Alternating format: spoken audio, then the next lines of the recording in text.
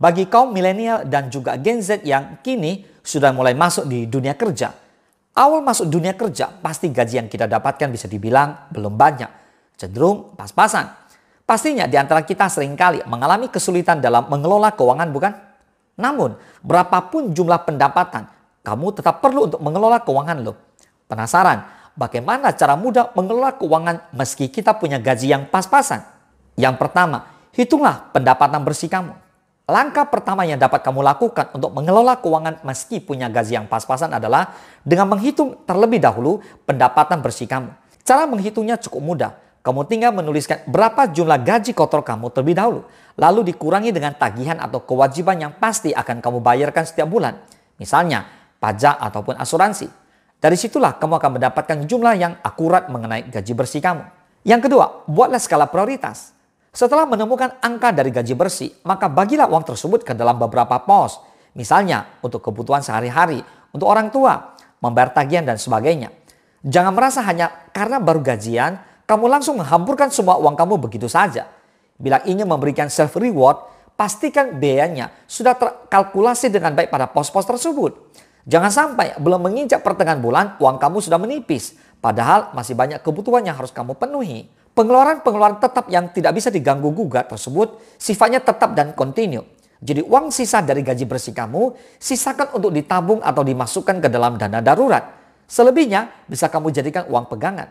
Yang ketiga, pisahkan rekening tabungan dan pengeluaran. Cara mengelola keuangan terbaik yang bisa dilakukan, salah satunya adalah dengan memisahkan antara rekening tabungan dengan rekening pengeluaran.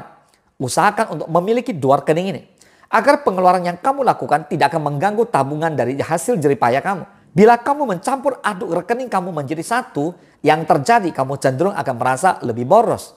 Kamu akan selalu berpikir bahwa uang kamu di rekening masih banyak.